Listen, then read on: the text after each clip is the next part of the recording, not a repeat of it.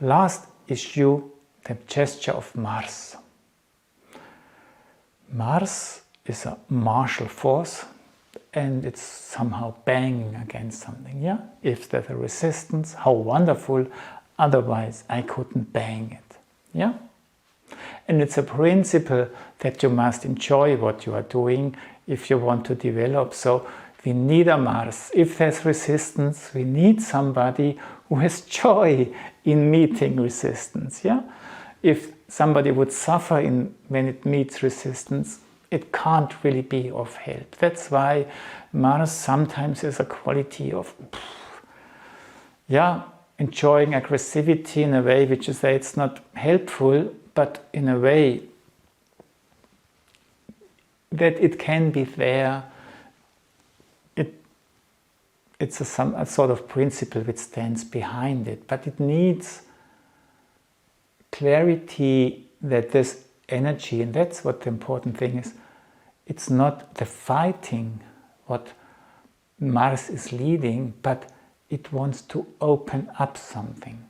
The principle is there's resistance, but I should go through something. Yeah, it wants to free something, and that's, yeah, where the joy has its place. Yeah, not in demolishing things, but in freeing things. Yeah, and now the Eurythmy Mars gesture is not very comfortable in the beginning, but when it starts running, it runs by itself. And it starts that the arms are more or less horizontal, in a way being a picture of the surface of the earth. And then you bend the body, but you try not to bend the upper part of the back, but the back stays straight and you bend in the hips, because now the upper part of the body becomes in a way a symbol of the surface of the earth. And then you come back and the arm again symbolizes the surface of the earth, and the back is now a sort of uprightness coming out of it. Second principle is that the hands are slightly bent. You will learn later that Mars comes out of, is the step after the moon gesture, where the hands build a sheltered space, not a fist, but a sheltered space. And it leads also towards Mercury and Jupiter, where you again have this listening quality there. So, and this, that the hands are a little bit round here, they indicate they're interested in the inner. Yeah? What has been gone into earth. And then these hands follow, and they make not a fist, but they close a little bit to resemble they are approaching the forces of the seeds. Yeah? So in a way, what's in the seeds, but what's captured there, what's enclosed there, yeah? They take it and then they make it free, they make it grow. Yeah? But they do not follow it in the air, they are just happy to free it.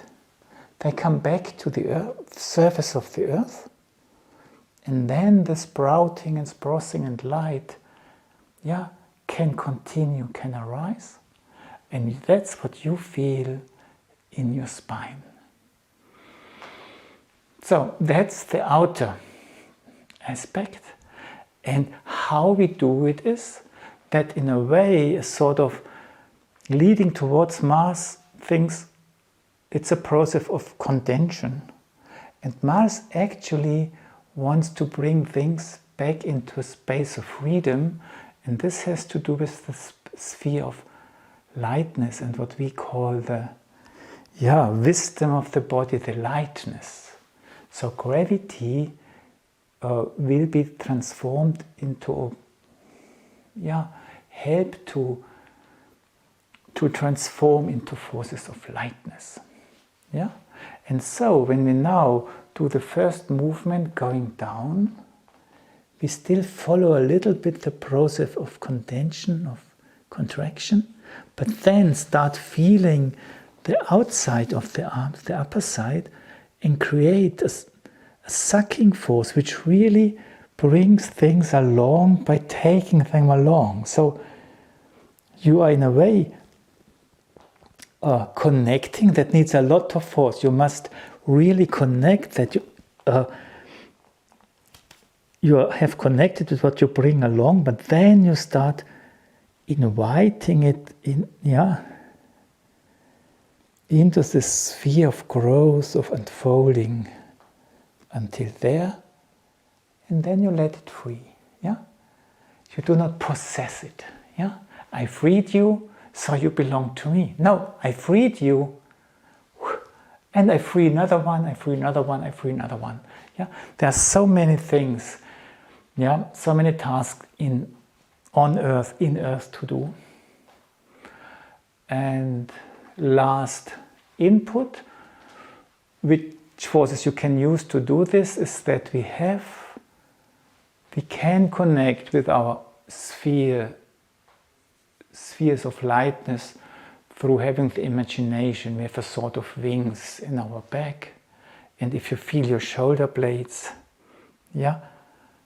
in the back of your hands, you can practice that the arms rise by themselves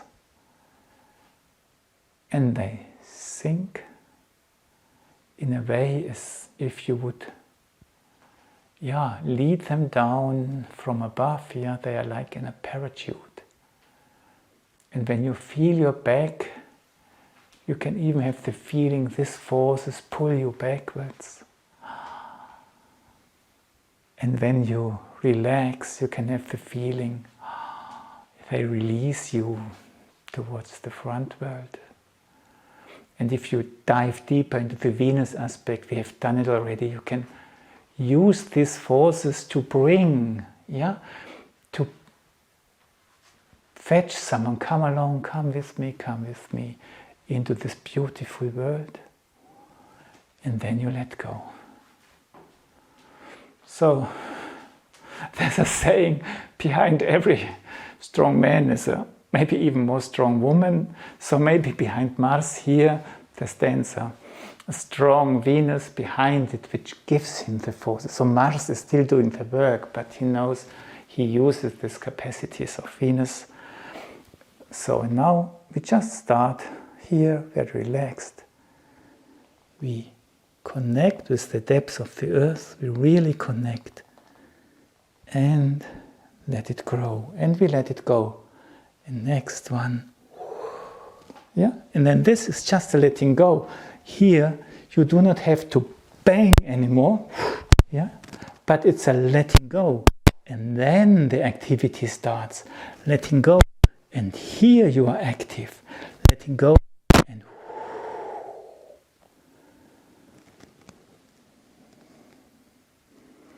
and every movement is meant to create uprightness between heaven and earth again for the human being. And when you do it, maybe last aspect to it, that when you have this, you connect with the depth, things have maybe even fallen, condensed too much. You bring it up to this level, that you reach the heart level, that you can on this level again connect with others. That this level in the end becomes freed from being imprisoned here. You bring these energies, but now it's not just imprisonment energies, but it's just the growth energies. And on this energies of growth, true meeting can take place. Out of uprightness, which is not made by yourself, but which has been created out of an impulse of freedom. I invite you to sit down and relax.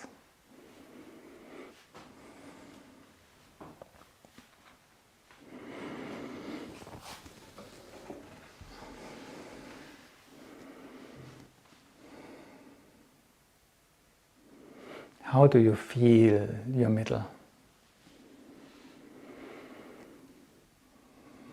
How much under pressure does it feel, or how free does it feel, or how happy does it feel, or how enlivened, whatever.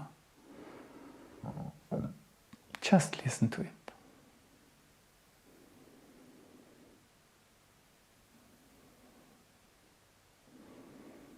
What's the feeling in your hands?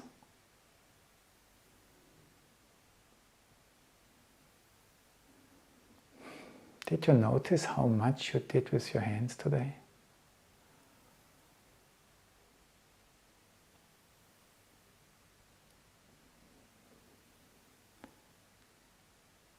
In the Eightfold Path, it's the right deed, and I find it so nice that my hands are so alive now.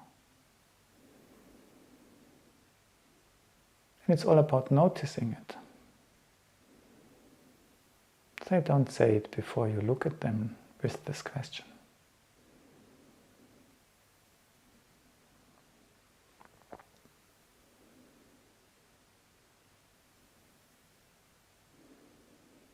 And how do you perceive your right half of the body and the left half of the body?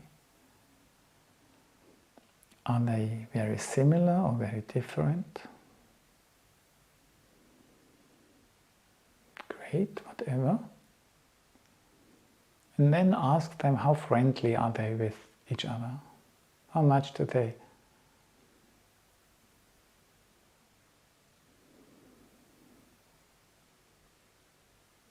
How much are they in love with each other?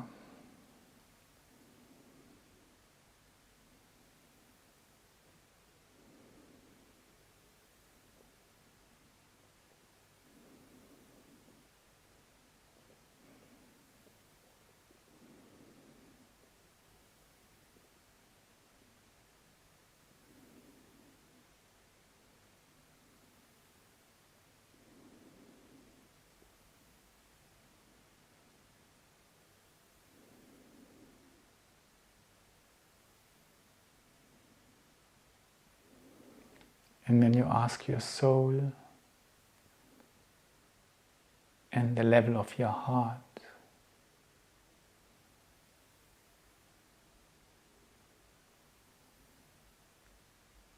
how well does your inner being feel? How does your inner being feel about being there, being in you? Ask it.